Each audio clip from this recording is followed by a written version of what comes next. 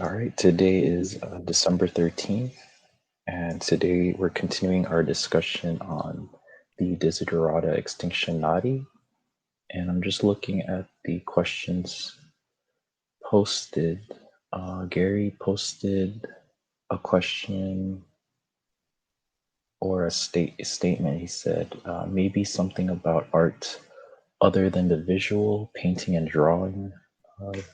Said the video um, I'm assuming Hugh, posted a while back showed a small flute made of bone, primitive music, improvised music, jazz, non-structured music, the curious case of industrial music, of trance, inducing, mesmeric, including dance, examples, dervishes, the rite of spring dance, rave gatherings. He's asking what's going on there.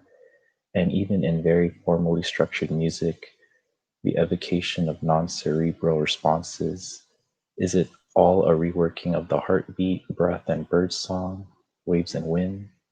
Then he said much later there's the use of language, non-literally in poetry and liminal use of language, say Joyce or Kerouac, maybe Uh, trying to escape the mind's monopoly on me.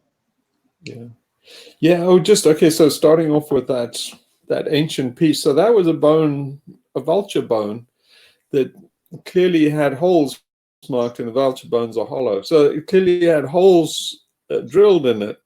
So they assume that it's a flute, and it was vaguely playable, but it was 200,000 years old. So that's older than our species. It was in Europe. So the Neanderthals were playing music. So that was amazing thing.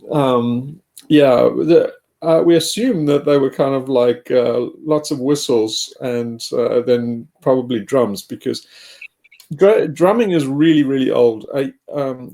When I was a kid, I went into the Stadfontein caves in South Africa, and it's there's a huge gallery with all these stalactites coming down from the ceiling, and they they can see that the guys were playing drums, but the stalactites are hollow on the inside. And so they show you the drums that they're playing. They can see how they were worn down. So they played them for so many thousands of years. The rocks got worn down. But when they play it, it's amazing bass drum sound when you whack that stalactite. And they actually do concerts in those caves.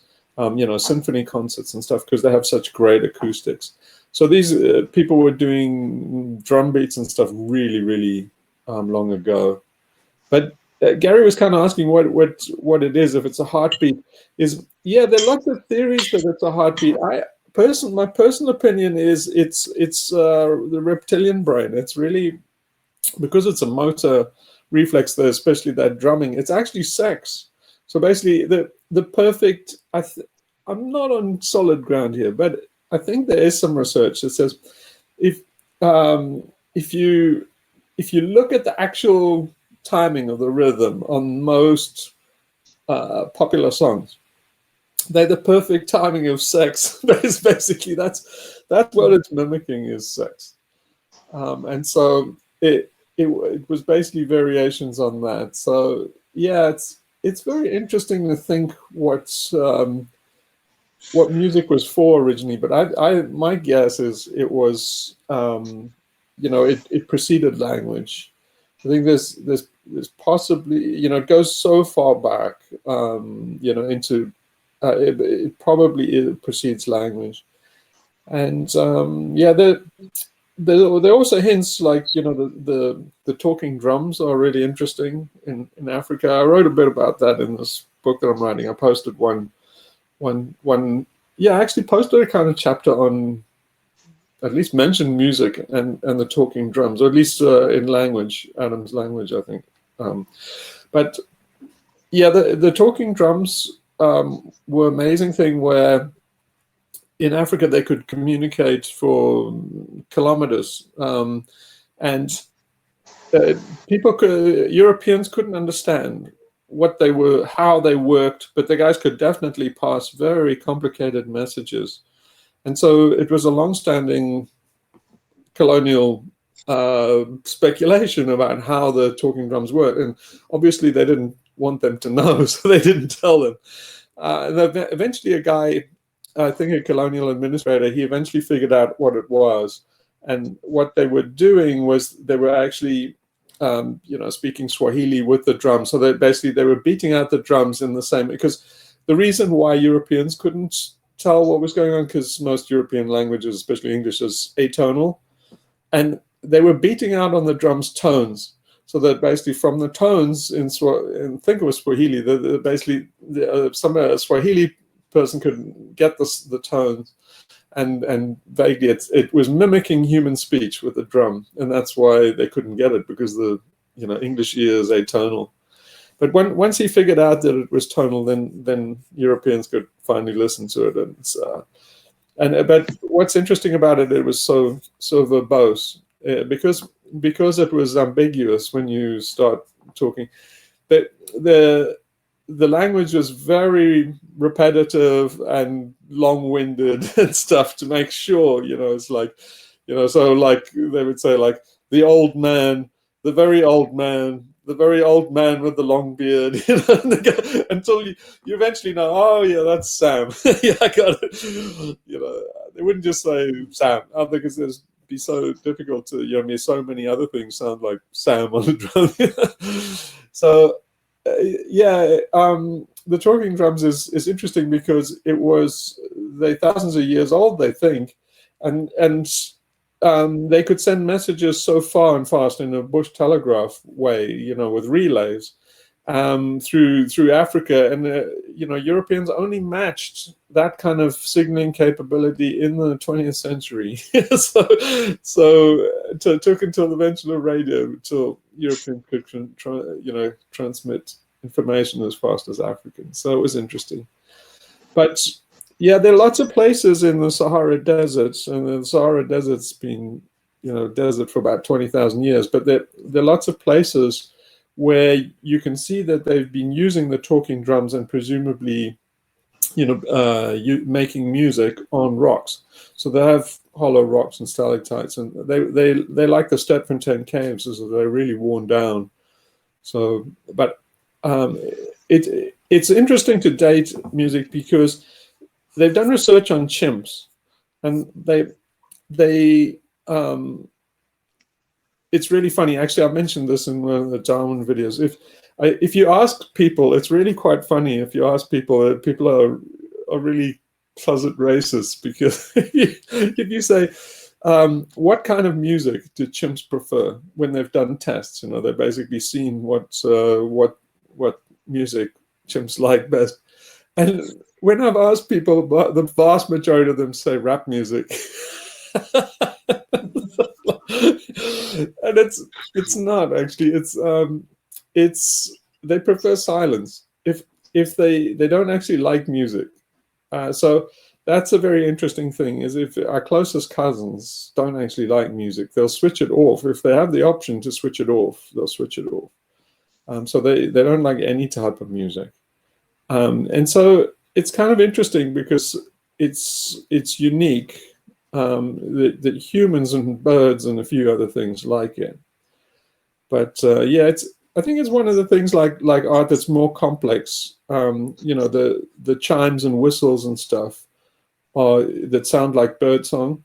There's quite a lot of evidence that birdsong is relaxing to us, because of our primate brains. It's basically telling us that if you're walking in a forest and you can hear birdsong, birds are a very good clue to predators, because the birds all shut up or otherwise give alarm calls if there's a predator around. So if you're walking in the forest and then suddenly goes deathly quiet, you know that something's up. But if the birds are twittering happily and stuff, we know it's actually built into us. It's actually, we evolved to feel relaxed when the birds are all chirping. So that's why New Age music has a lot of birds chirping and stuff. But that's what Gary was saying. I think Gary wanted to know more. Well, it sounds like he wanted to know more about using music for altered state of mind. So that's definitely what shamans did. So all across the world, shamans have drums. So drum is like a universal instrument, and so they assume that there was a universal shamanic religion, probably based around the mother goddess, and that was the universal religion. And everybody's beating drums. From Siberia to South America, everybody, has a skin drum, stretched skin over some kind of frame. So that's that. Then what people are doing is with those is they're dancing around fires and achieving altered states of mind. So yeah, like Harari, and that says in his book that it's really to synchronize. I think the prevailing theory is the music is to synchronize, war and communal activities, and I think that's certainly true because in Africa, growing up in Africa, one of the things is you definitely would know as an African, one of the iconic image of Africa is like two women with beating maize in a mortar, and they time their rhythm. So in any group activity, Africans will, from like sub-Saharan Africa to all the way to the Cape, will synchronize with music automatically. It's just part of the culture. So if they have a battering ram or any kind of thing, lifting something, that they'll sing to coordinate it, and that's just part and parcel. It's always been that way. So it's definitely right that it's making communal activities, synchronizing them. But the thing that Gary talks about is the actually getting altered states of mind. That's something which you can do, especially taking psychedelics and stuff, and to go on a trip. And the whirling dervishes are doing the same kind of thing. They're just messing with their balance canals and stuff. But so they definitely did do that kind of stuff, and it's preserved in like our folklore with fairy circles and stuff. The Wiccans and stuff dancing in circles, and it's preserved all the way up into like Shakespeare's time in the Three Witches and stuff. That the guys were definitely taking psychedelics and dancing backwards or forwards around a fire. It's kind of traditional, yeah.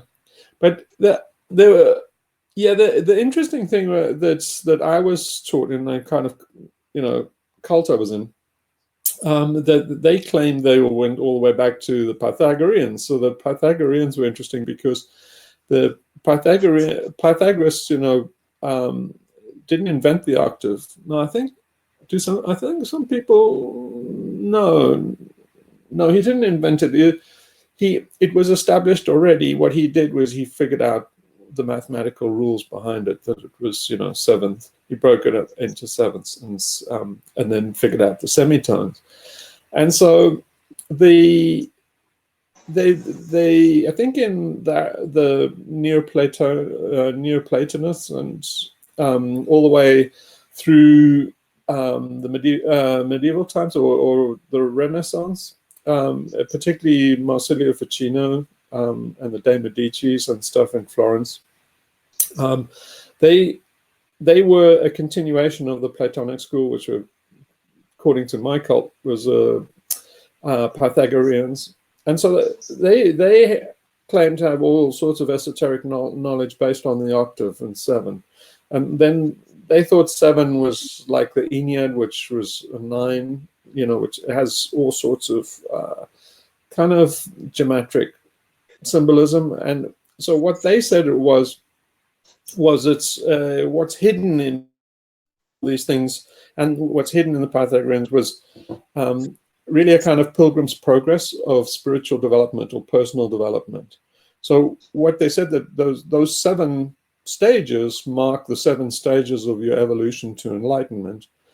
And it's kind of it matches. It's taken up in the New Age cult now because it matches the 7 chakra, and it's very close to that. So it's interesting to think where it probably came from, but my guess is all these things go back to the Aryans. So I think the Aryans must have had a thing about 7, and then the music that we have, the classic Greek music, on the pentatonic scale, not pentatonic, septatonic, the harmonic scale that we have in the West, the octave, is probably comes from the Aryans. Is a damn good guess, and it probably was based on the lyre. But so going through the thing is, if anybody wants to hear about how they related the octave to spiritual development, it's very interesting. But am I going off track, or does anybody want me to carry on this, or do they have something to say? It's going off track slightly, but the only thing I was going to say just before you continue is fine, like it's flowing, but was just in relation to the women in Africa with the pestle and mortar and the beating of like working together.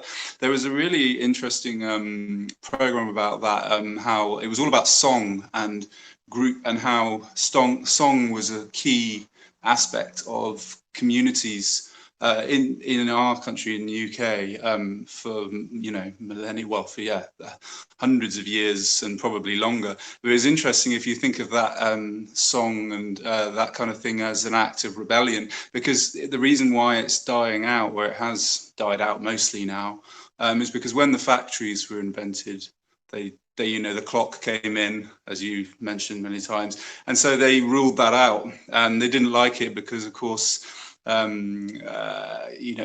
could have coded messages, and it was like an act of defiance, or they didn't know what people were saying to each other.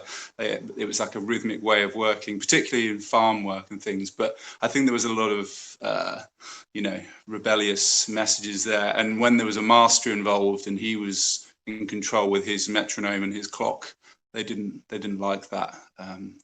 And they stamped it out. They made it, I think, in Victorian times in the factories. That was singing was banned, so we lost a lot of it. But obviously, it goes into the Navy as well. All those kind of things. And I think in this program they mentioned about obviously this in slavery, all the when all the slaves were taken to America, and that's where all the rich history of music comes from there. So I was just thinking that's an interesting tangent to. Thinking of anarchy or rebellion against authority. But yeah, that's all I had to say on that. Yeah. Oh, yeah. No, in the American spirituals, Follow the Drinking Gourd is the most famous one, which is the Big Dipper, in the North Sky. So basically, the spiritual Follow the Drinking Gourd, it was code for, if you escape, head north. And so basically they would travel at night. And the way north is the Big Dipper is the drinking gourd. They called it the drinking gourd. And so they're talking about going north to be free, and it's the coded message. But I think the first use of a song and that was for preserving information, because cultures that only have an oral history. Song is a very, very good way of encoding information. So, I mean, it's amazing how the human brain works. They don't do jingles much anymore, which is kind of strange. But I can remember jingles from when I was a kid. You just can't get rid of them. They're just like something you heard when you're 7 years old, just once can stick with you forever.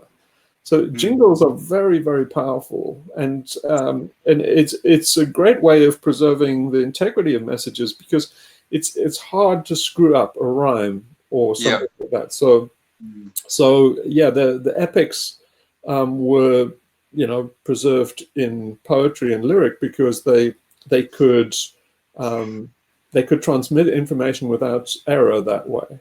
If everybody makes up a story, you can forget the details, but you can't really forget the details of a song once you've learned it. So it's that's what the bards and stuff were doing, and that's why the folkloric songs and stuff are so important. But Jung thought that this connection to song and culture and stuff was was an important part of getting sane. So Jung took it as kind of read as if you get too far away from your culture. A lot of people call him a Nazi for this, because this is also Nazi ideology. It's really kind of territorial imperative, but it's also basically environmental determinism. So it's kind of, you are a creature of the soil you were born on, is really the folkish kind of thing, and that's why a lot of people, they're quite a big camp of people that say Jung is a closet fascist, because he thinks that the folkish songs and stuff are part of the folkish movement, which became the Hitler movement and became Nazis. But I think he is right. I think that he had the story about this. One of his patients was called Little Hans. I'm not sure if they know who Little Hans was. I think they have identified who he was now. They know what the real person's name was. But anyway, Little Hans was going a bit schizophrenic. They called dementia praecox in those days, and supposedly Jung cured him. He just said, leave him with me for a week or so, and I'll see what I can do. And he cured this little guy.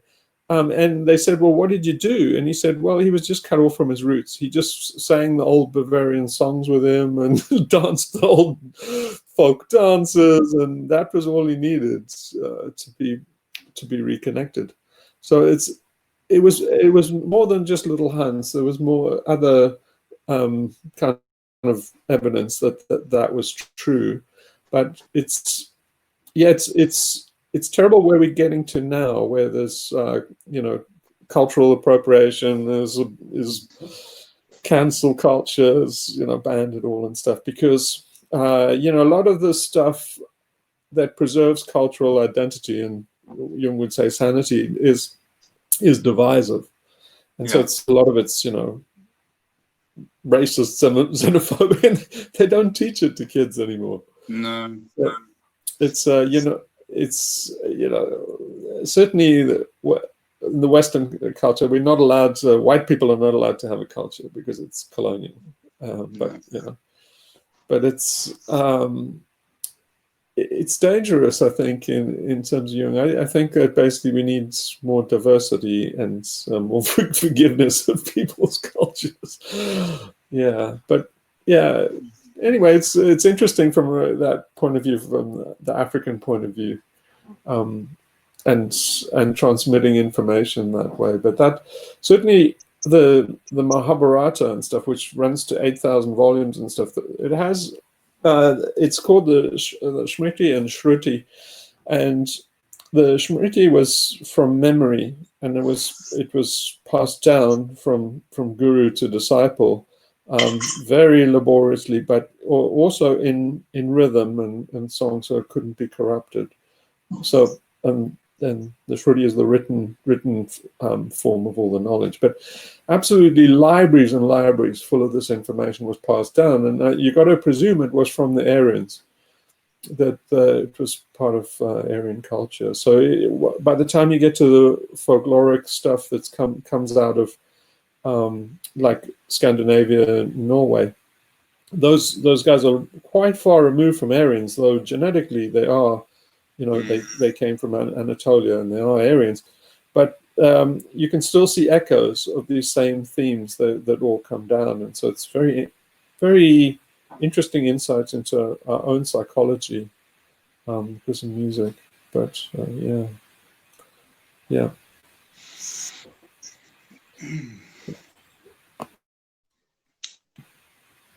So anybody want to say anything else? I think it's always a lot. There's so much to take in. Yeah. I think there was something I was going to say, but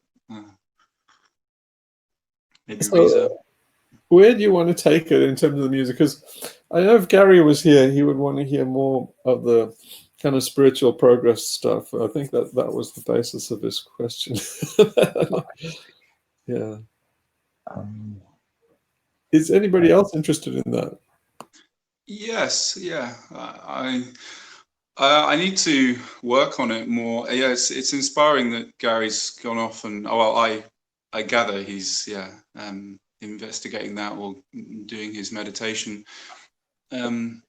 I did some meditation many years ago through it was Tibetan Buddhism, but it was it was different, much different to what you're talking about, but no, not a million miles away. But the thing with that was you had to have your eyes wide open, which was very different. But they had all the, there was I didn't get as far with it. That I was there for, I don't know, maybe a few months. And then I wasn't sure about it. But there was a few moments where I thought there's definitely something in this. I started to make progress with it, just clearing my mind. It was early doors, obviously. But they were very much. How do you feel about? They had as I think you've said before, with regards to when you're starting that kind of thing, they were in this belief of like focusing on an object, but you don't want to make that the full focus. So I think they had it was like it could be an image of the Buddha, but it was, or Padmasambhava, I think, was this, enlightened one in their history. I can't remember when, from like millennia ago or something. So they would get you to do that, but then also the breath, and also bringing in trying to have a sky-like nature of mind, they called it. But it was interesting because that was all about, eyes open, don't shut them. So it's quite different trying to do trying to get the phosphenes on the go. Yeah. So the important thing is just honing your attention. So you can really do it on anything. But there's certainly in India, there's a tradition that of mandalas. So a lot of Tibetan Buddhism would be focused on a mandala. Now, the mystic idea behind that is that mandalas are kind of like crystallized sound. So it's kind of fits with the topic of music. They are kind of crystalline music. And the interesting thing about them is if there's a belief, at least in some strains, that you can transmit the organization of your mind with a mandala. So a teacher could draw a mandala just in chalk on the floor for a student to meditate on. And then by meditating on that, they'll get the same brain pattern in a way of the master. And so it's basically a Morg mind meld. A Borg mind meld. It's basically the same idea of transmitting an inner state of mind, almost like a connectome or the brain wiring, just by meditating on a picture that somebody drew, mind drew. And so if your guru has a state of mind you want to attain, that's considered a kind of way to do it.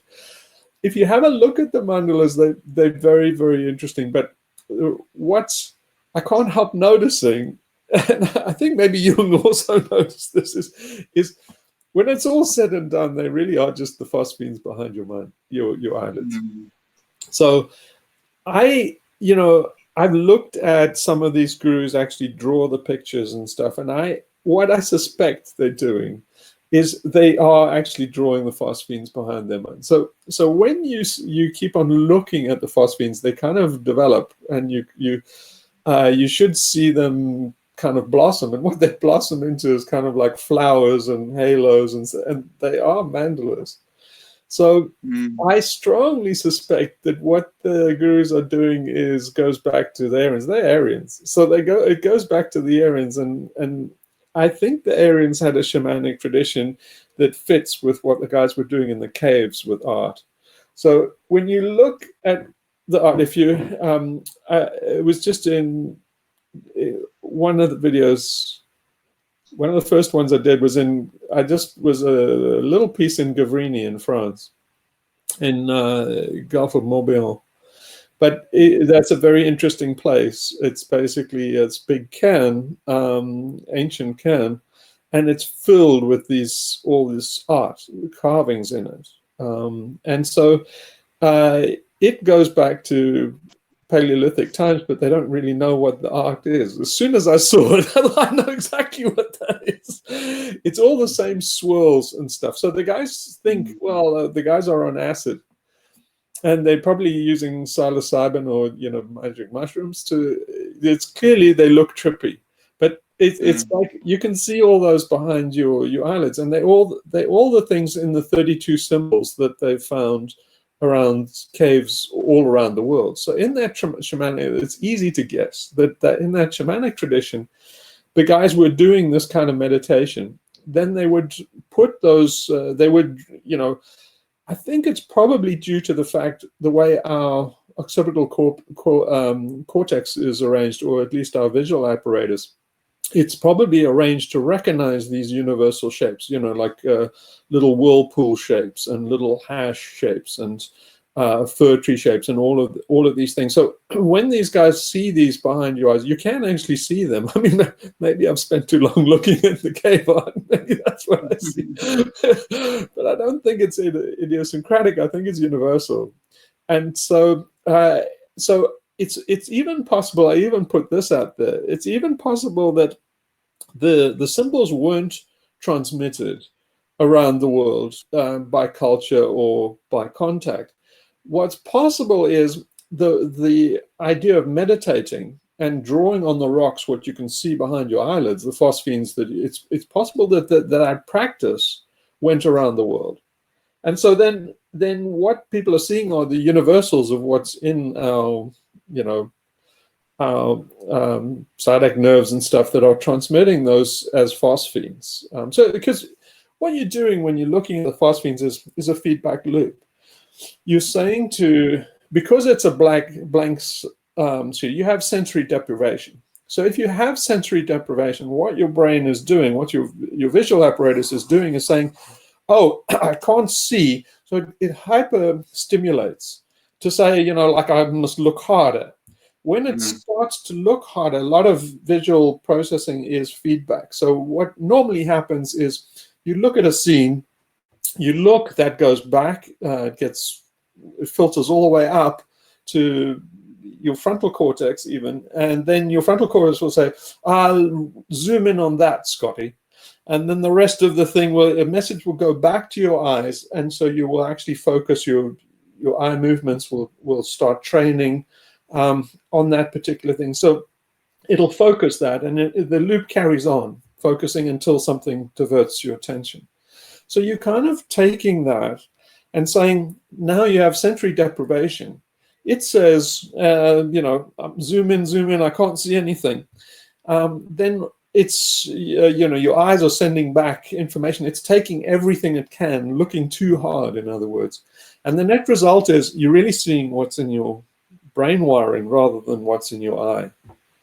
So it's because the feedback is feeding back saying enhance this, it can't actually see anything to enhance, then it's enhancing itself, and that's why it gets reinforced.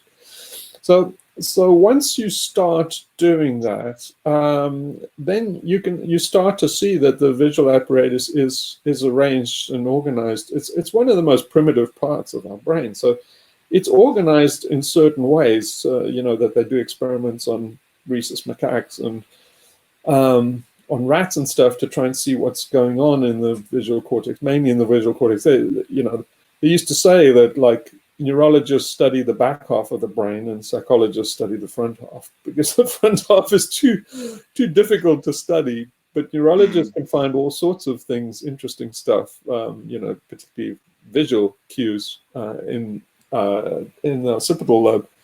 So anyway, the net effect is, if you think of it in terms of what the shamans were doing, when they're getting an insight into how their brain is wired. So when they translate that into a mandala, it's really no joke. They really are transferring in chalk what a guru's mind or connectome is wired as. And there must be a lot of rewiring going on, because they used to think the brain was very, very static, and what you were born with, it had little modules for this and that. Now they know that it's extremely plastic. You can, the cases where people had a whole hemisphere removed, and the remaining hemisphere learns to take over and do the job of the the hemisphere that was excised. So that kind of thing shows amazing plasticity of the brain, and they're finding more and more examples of plasticity, and it lasts longer and longer. Now they find that people in their 90s have a brain plastic or even more plastic than a 20-year-old. So basically, it's amazing how your brain can change. But I'm convinced in my own mind that they are rewiring your brain. That's what you're doing with meditation, and that kind of thought is I'm pretty sure at some stage they will find that their dendrites going all the way across your brain. And a lot of the stuff that they know from looking at fMRI images that in the medial frontal cortex, in the kind of the rift between your two hemispheres, that's where a lot of the activity is going on during meditation, and there's a lot going on in the corpus callosum. So the two brain hemispheres are talking to each other. So in a lot of ways, that's like art and music. It's kind of like a music of the two spheres that hemispheres, brain hemispheres that you're doing in meditation. So I find all of that rather interesting, especially when you get to the Neoplatonists and Pythagoreans, and they were saying that they were talking about personal metamorphosis, and so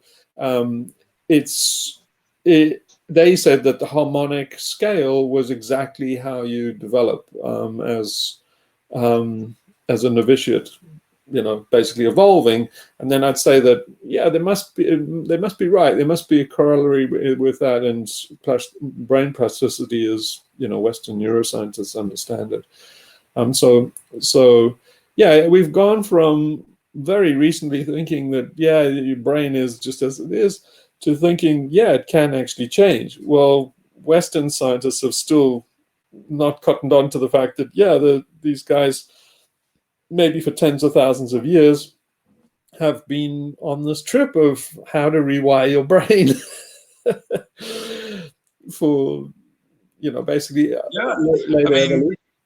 I suppose it was a lot easier then, not saying it's easy, but it was, when it was dark, there was less to do in those times, wasn't there? We didn't have all the distractions that we have nowadays. There wasn't, artificial light. So that probably helps as well, no? When you don't have, there's a lot of darkness in the world, and obviously you had the stars in the sky, but and fire, and then, no TV. That's very interesting.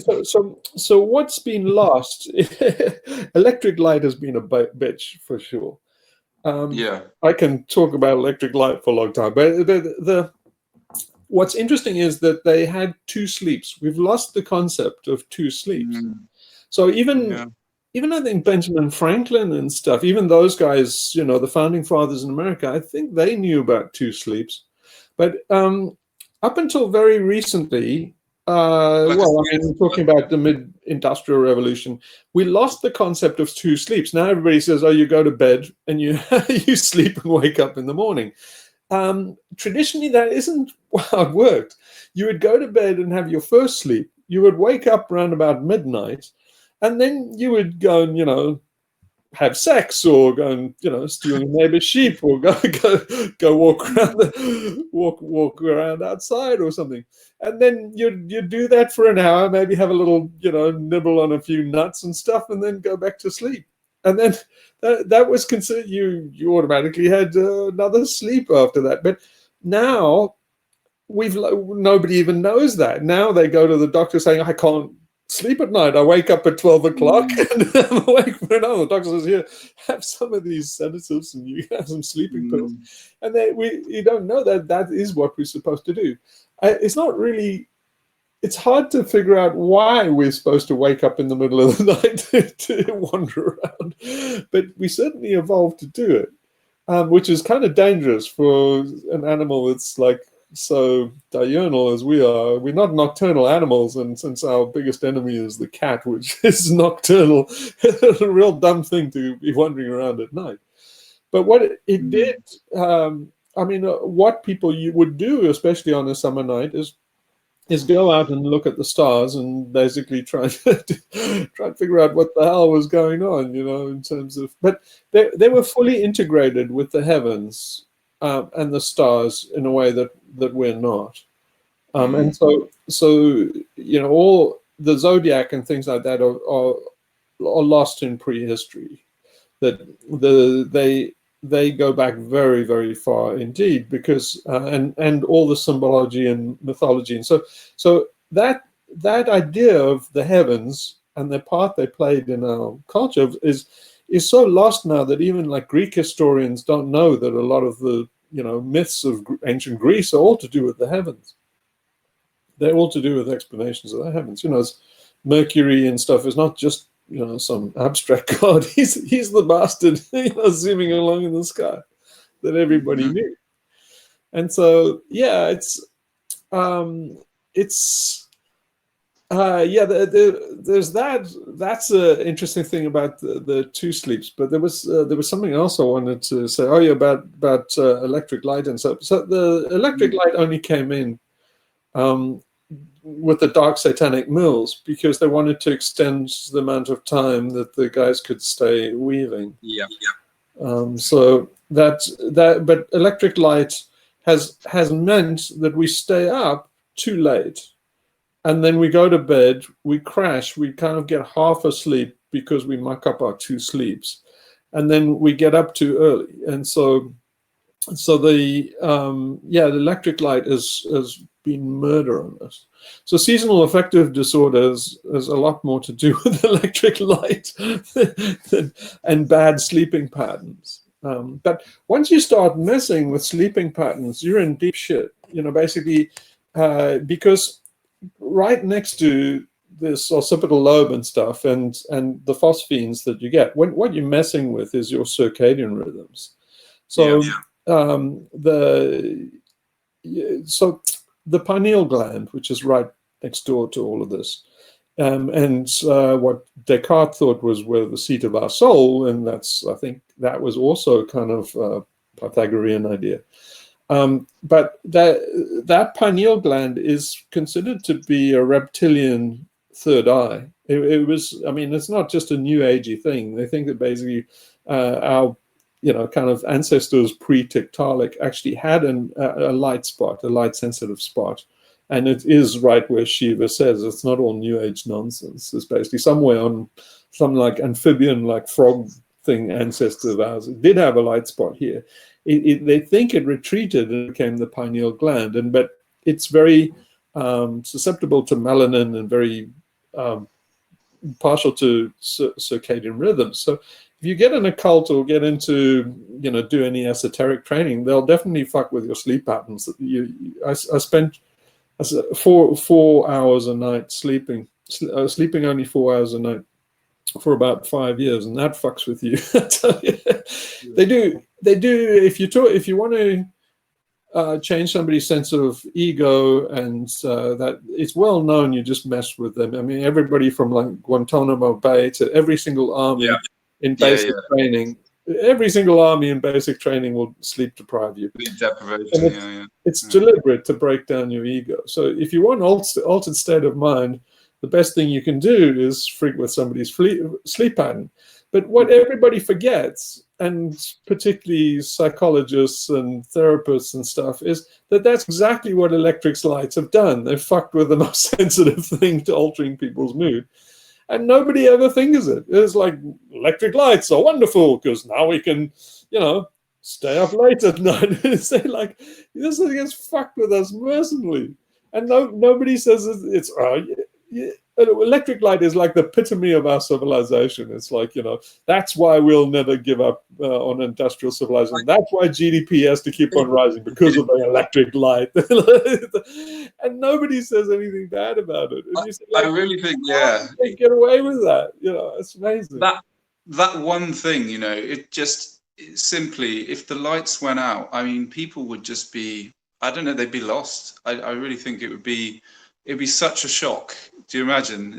Well, like now it's wintertime in UK, so it's dark by like 3:30, but people are just so scared of the dark. But I love the dark. I don't know why.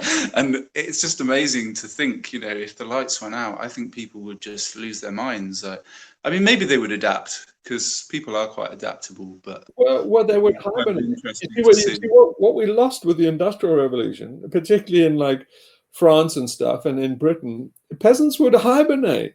Mm. We now pathologize seasonal affective disorder, sad, and say like everybody's depressed and suicidal in Britain during the winter. Well, it's because you're on a fucking tube train in electric lights going into London. You're supposed to snuggle up and like, look outside, just briefly go, oh fuck, it's still raining, and go back to bed for 6 months. Yeah. And it's like you're not supposed to. It's mad. Britain is in a deep neurosis, but everybody normalize this neurosis and say this is progress and say it's fucking nuts. Basically, imagine if Britain hibernated for 6 months, which is what everybody would like to do. Basically, you cut CO2 emissions by half. Yeah. Yeah, well, I mean, again, the whole thing with the clocks going back. I mean, every year they debate that one, and it's crazy that we do that. I mean, it's just no rhyme or reason for it. I think they tried it back in the 60s. Briefly, they went, and then there was like one death or something. Some kid got run over by a bus, and that was used as the excuse. And of course, because of the farmers, the other reason was up in the north in Scotland and whatnot. They said, well, they need that light in the morning. It's too dangerous. But nowadays, that argument's just ridiculous. And there's always a campaign to say, why do we change the fucking clocks? Why do we impose that? And that they've shown actually CO2 emissions. If you put that hour of light in the morning at the end of the day, like just that 1 hour, later of the or earlier, rather, the people not switching on the kettle and the lights would save thousands of tons of CO2. But they never change it. It always comes up every year. They were talking about it again a few months ago when they changed the clocks. Yeah, same. Every time the clocks change in America, everybody has the same debate, and then they all beat up Benjamin Franklin, but it wasn't actually him. It was from Germany, wasn't it? It was because we followed the Kaiser, wasn't it, in World War One? I think they did it, and so in England as well, we said, well, we need to do that as well. We need to be on the same efficiency as the Germans. I think that's when it came in first. In America has this myth that it came in with Benjamin Franklin, but it's not really. I believe that he suggested it, but it was never implemented. It was some other idiot founding father, Madison or something, some forgotten guy. He said okay, so Americans did it first, you think, and then Germans followed suit. Traditionally blamed on Benjamin Franklin, but it was Germany. Yeah, that Germany has got something to blame. Germany certainly got something to blame for the school system that got transported to America.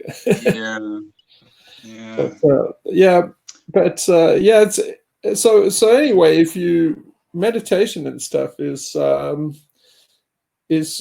rewiring your brain and your circadian rhythms. So that will change everything about you. If you're looking for a way to just change, if you got psychological problems or anything, that is a great place to start.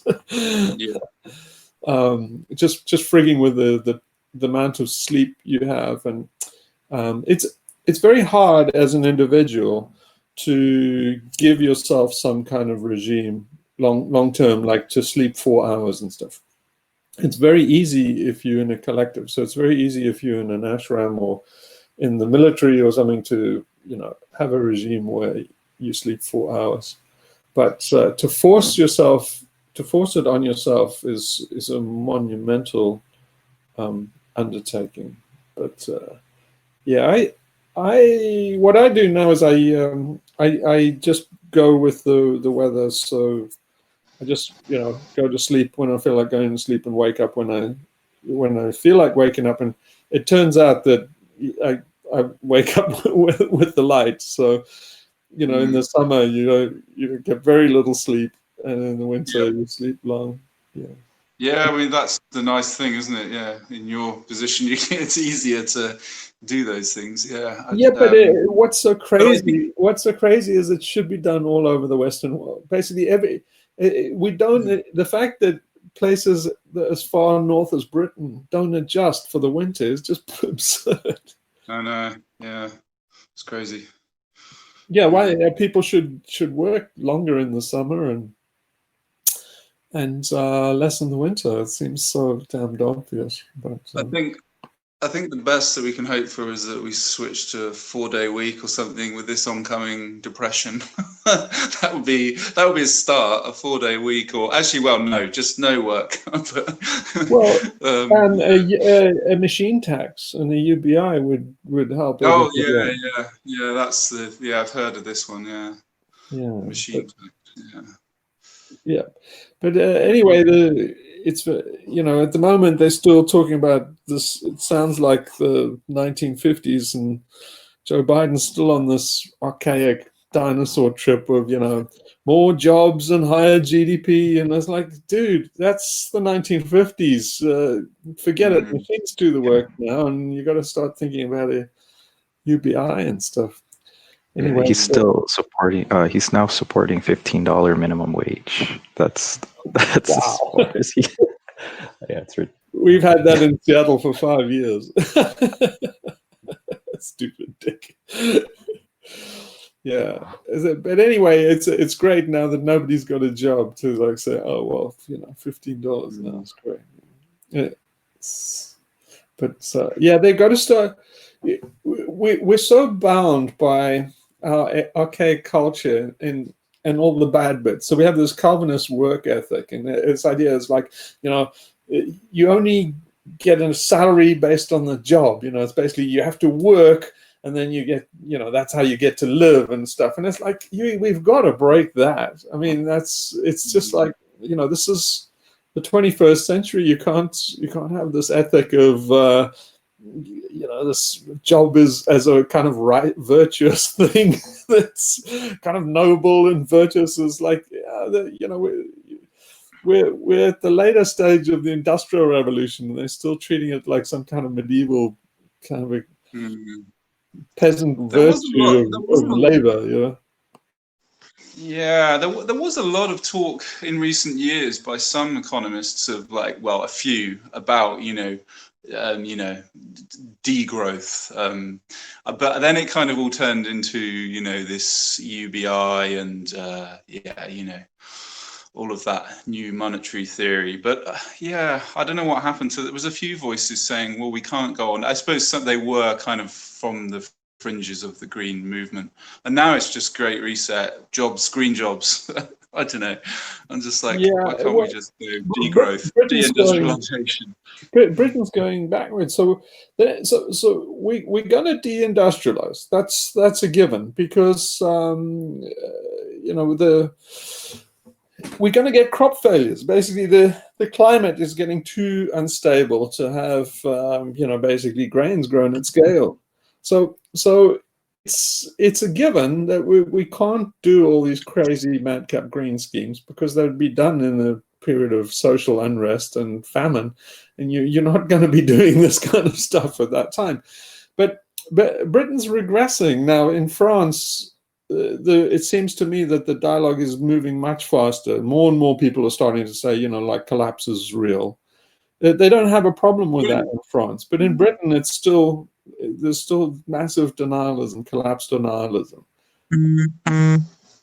I wasn't aware that in France that was a big movement. Is that XR, or you mean aside from XR?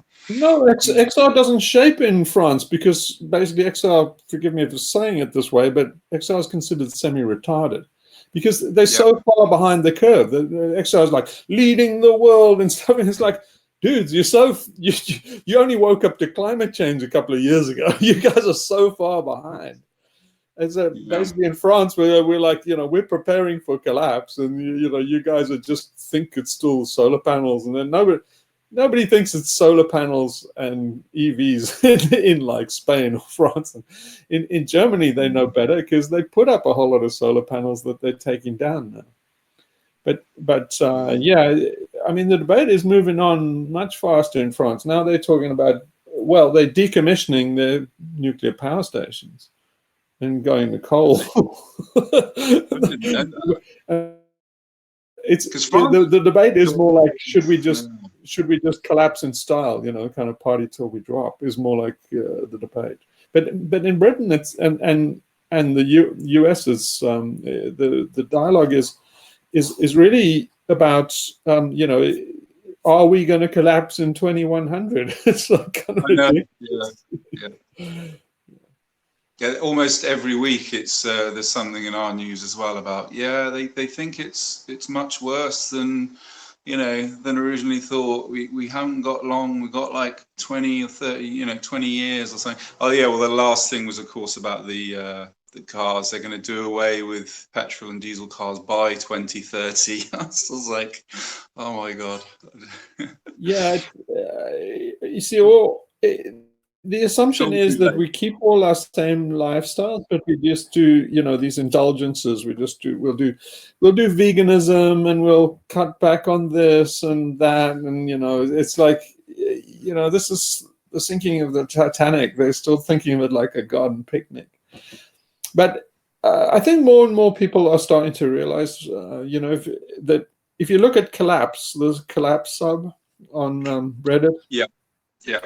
It reads exactly the same as World News sub. It's like, no, it's one for one each article. It's a joke now. In fact, on Collapse, they actually talk about it. Should we just close this sub because now World News is caught up with it? Yeah.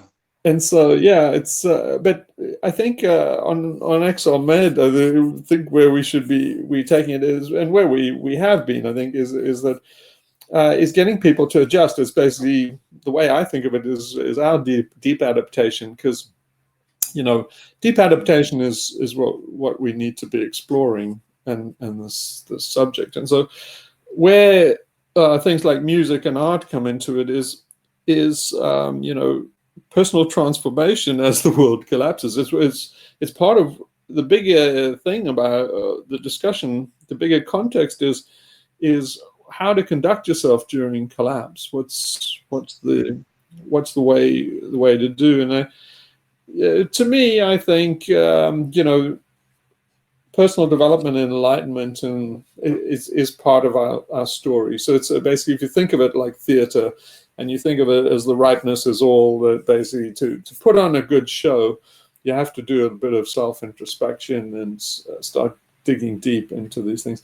I think in a really bad show is kind of where Britain is going at the moment. And forgive me for encouraging people in Britain, but it's basically, in Britain, it seems to me that everybody spends a lifetime trying not to die, and that's about it. Basically, it's just, you spend 75 years trying not to get hurt and trying not to die, and it's like, what's the point of that? It's just stupid. It's just obsessive safety consciousness and stuff, and it's not. Yeah, and I mean that ties in perfectly with this hysteria about the virus. I mean, I'm not saying that, you know, for a lot of people for some people it is deadly, but it's just gone absolutely bananas. Like, it's crazy. But yeah, you're right. I mean, people, there's an avoidance of death. I mean, that's Western culture as a whole, but particularly in this country, it's like one death is too many, you know, against, you know. So yeah, I think there'll be another lockdown in January. Clearly, we've been given our Christmas to go and spread the virus more, although a lot of the scientists on the SAGE committee were not happy. They said that's adding fuel to the fire. But yeah, I'm just skeptical of the statistics on that. I think that PCR test is not Sunetra Gupti, but Professor that German professor. He's a Thai, originally of American Thai, Sunetra Bhakti or something. Yeah, he was saying that the PCR test is a lab test, and it shouldn't be used in that way. It was never designed to. So I suppose I'm saying that, yeah, I just don't. I think that the statistics have been massaged in a way, you know. Oh yeah. I mean, yeah. I don't think any of the numbers are correct. But I think overall the upside of the pandemic is a couple of things, and one of them is that people in Britain now finally realize that shit does happen. It's broken people's normalcy bias, and I think at some stage some stage of collapse, Britain will do very well because it has a strong tradition of, to lean on, of examples out of history to draw on, to be heroic and survive, and that's very, very valuable. I think in terms of collapse is a tradition which gives you kind of a map to navigate it. Oh, that's just in the background. That's Sophie's ferry coming in.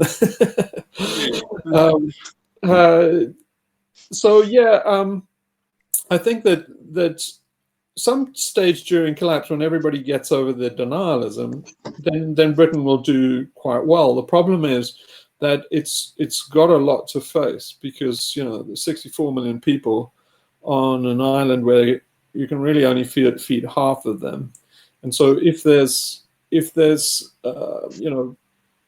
massive breadbasket failures, multi-breadbasket failures around the world, and food prices go up,